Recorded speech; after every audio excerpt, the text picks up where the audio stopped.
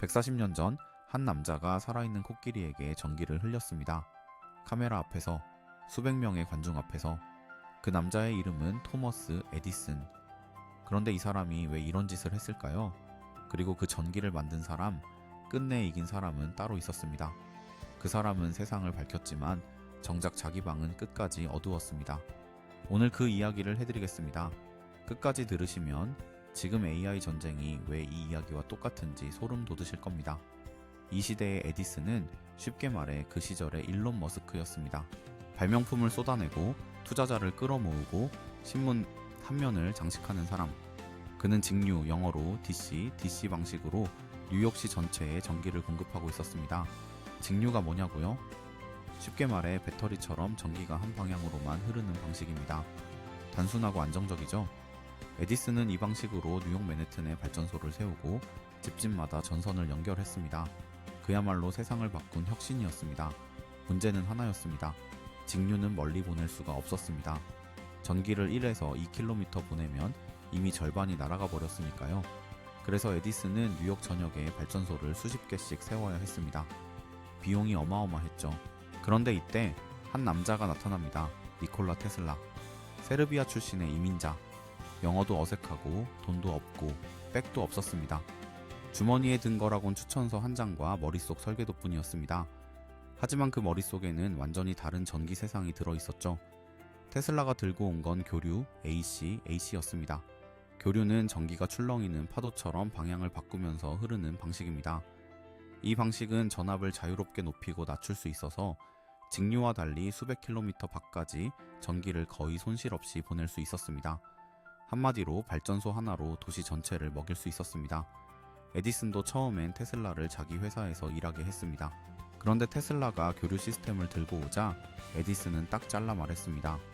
그건 안 됩니다. 너무 위험합니다. 그리고 테슬라를 내보냈죠. 테슬라는 어떻게 했을까요? 맨손으로 다시 시작합니다. 한동안은 뉴욕 거리에서 막노동으로 도랑을 팠다고 전해집니다. 세상을 바꿀 설계도를 머릿속에 품은 사람이 낮에는 삽을 들고 흙을 펐던 겁니다.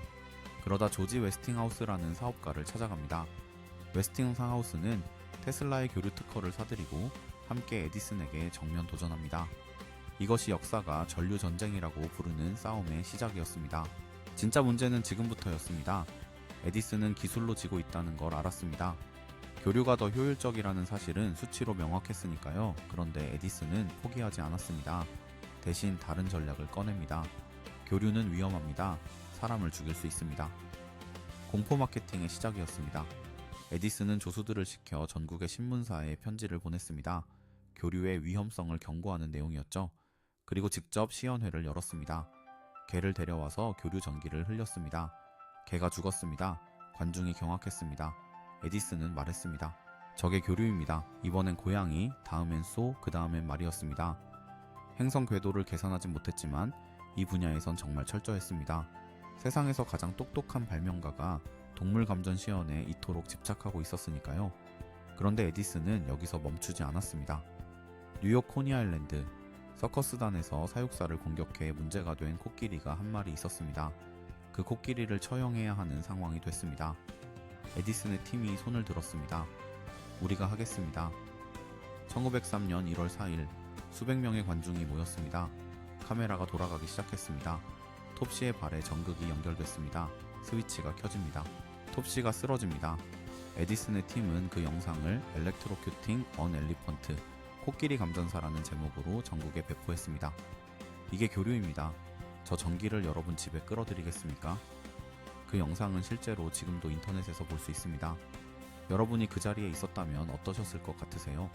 동네 광장에 코끼리가 쓰러지는 걸 보고 그 전기가 우리 집에도 연결될 수 있다는 이야기를 들었다면 솔직히 흔들렸을 것 같지 않나요? 저도 그랬을 것 같습니다. 수치나 논문보다 눈앞에서 쓰러지는 코끼리 한 마리가 훨씬 강렬하니까요.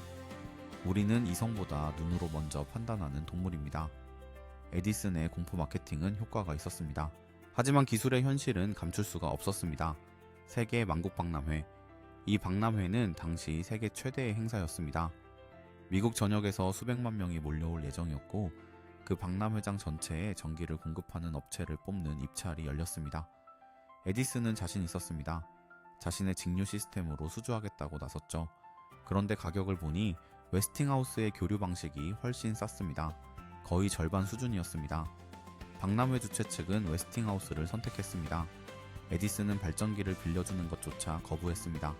경쟁자에게 자기 기계를 쓰게 할 수 없다며 웨스팅하우스는 처음부터 새 발전기를 만들었습니다. 박람회가 열렸습니다. 밤이 되자 시카고의 하늘이 환해졌습니다. 10만 개의 전구가 교류 전기로 켜졌습니다. 관중들은 숨을 멈췄습니다. 그 빛을 본 사람들은 신문에 이렇게 썼습니다. 마치 나처럼 밝았다. 그 빛의 한가운데 정작 그 빛을 설계한 테슬라의 이름은 어디에도 크게 적혀 있지 않았습니다. 전류전쟁의 흐름이 완전히 바뀐 순간이었습니다. 그리고 2년 뒤인 1895년 나이아가라 폭포, 인류 역사상 가장 큰 수력 발전소가 완공됩니다. 그 발전소를 가동하는 방식은 교류 AC였습니다. 나이아가라의 전기가 버팔로시 전체를 밝혔습니다. 거리가 40km였습니다. 에디슨의 직류로는 불가능했던 일이었습니다. 전류전쟁은 끝났습니다. 에디슨은 졌습니다. 그의 회사는 결국 JP 모건의 자본에 먹혀 제너럴 일렉트릭 GE로 흡수됩니다. 에디슨의 이름은 회사에서 지워졌습니다. 그런데 이긴 테슬라는 어떻게 됐을까요? 여기서부터가 제가 오늘 정말 하고 싶었던 이야기입니다. 전류전쟁이 한창일 때 웨스팅하우스가 자금난에 빠집니다. 에디슨 쪽과 싸우느라 회사가 휘청였죠. 그가 테슬라를 찾아와 어렵게 말을 꺼냅니다. 계약대로 특허 로열티를 다 주면 회사가 무너진다고. 그 로열티가 얼마였을까요? 당시 계산으로도 수백만 달러, 지금 가치로는 수천억 원이 될 수 있는 돈이었습니다. 평생을 가난하게 산 사람이 드디어 손에 쥘 수 있었던 돈. 테슬라는 그 계약서를 꺼냈습니다. 그리고 사람들 앞에서 그것을 찢었다고 전해집니다. 그는 이렇게 말했습니다. 당신은 내 친구였고 내 교류를 믿어준 사람입니다. 그 빚을 내가 갚겠습니다. 평생 만져본 적 없는 돈이었습니다. 그런데 그는 자기 인생을 바꿀 그 돈보다 교류로 세상을 밝히는 일을 택했습니다. 잠깐 생각해 봅니다. 우리는 회사에서 묵묵히 일합니다. 내 아이디어로 프로젝트가 성공해도 정작 상은 다른 사람이 받는 걸 본 적이 있습니다. 내 이름은 어디에도 안 적히는데 결과물은 세상에 남죠. 그 서운함 한 번쯤 삼켜본 적 있으실 겁니다. 테슬라는 그걸 평생 했던 사람입니다. 그것도 자기 발로. 그 후 테슬라는 더 큰 꿈을 꿉니다. 전 세계에 무선으로 전기를 공급하는 시스템. 돈을 내는 사람만이 아니라 가난한 사람도 공짜로 전기를 쓰게 하겠다는 꿈. 워든클리프 타워 프로젝트였습니다. 하지만 공짜 전기로는 돈을 벌 수 없다는 걸 안 투자자들이 하나둘 등을 돌렸고 탑은 짓담한 채로 헐려나갔습니다. 그리고 시간이 흐릅니다. 16살의 테슬라가 그 방에서 혼자 숨졌습니다. 며칠 동안 아무도 그가 죽은 줄 몰랐다고 전해집니다. 세상의 모든 콘센트에 자기 평생을 흘려보낸 사람이 정작 호텔 방값은 밀려 있었습니다. 재산도 가족도 그의 임종을 지킨 사람도 없었습니다. 그가 말년에 가장 아꼈던 건 호텔 창가로 날아오는 비둘기들이었다고 합니다. 그는 매일 그 비둘기들에게 먹이를 줬습니다. 그리고 한 마리 유독 아끼던 흰 비둘기를 두고 이렇게 말했다고 전해집니다. 그 비둘기를 사랑했습니다. 한 남자가 한 여자를 사랑하듯이 그 새가 내 곁에 있는 한 내 삶에는 목적이 있었습니다. 세상을 밝힌 천재의 마지막 친구가 길에서 날아온 비둘기 한 마리였던 겁니다. 방 안에 홀로. 불은 켜져 있었을까요? 그가 만든 그 교류 전기로요. 에디슨은 졌지만 발명광으로 기억됐고 테슬라는 이겼지만 빈 방에서 잊혔습니다. 그런데 이야기는 거기서 끝나지 않았습니다. 그가 죽고 17년이 지난 1960년 전 세계 과학자들이 한자리에 모여 자기장의 세기를 재는 국제 단위의 이름을 정합니다. 그들은 그 단위에 테슬라라는 이름을 붙였습니다. 살아서는 단 한 번도 제대로 인정받지 못한 남자의 이름이 이제 전 세계 모든 교과서와 모든 실험실에 영원히 남게 된 겁니다. 뒤늦은 정의였습니다. 지금 이 순간 여러분이 집에서 쓰는 콘센트, 그 안에 흐르는 전기는 교류입니다. 에디슨이 아니라 테슬라의 방식입니다. 그 콘센트 어디에도 그의 이름은 적혀 있지 않습니다. 하지만 그 안에는 한 남자의 평생이 지금도 흐르고 있습니다. 그런데 초등학생한테 물어보세요. 발명광 누구야? 에디슨이라고 합니다. 그리고 가장 유명한 테슬라는 테슬라 자신이 아니라 일론 머스크의 전기차 회사가 됐습니다. 이 이야기 어디서 많이 본 것 같지 않으신가요? 2026년 6월 젠슨 황 엔비디아 CEO가 한국에 왔습니다. 삼성, SK, 현대를 차례로 만났습니다. AI 동맹을 이야기했습니다. 전 세계 AI 칩 시장의 70% 이상을 엔비디아가 쥐고 있습니다.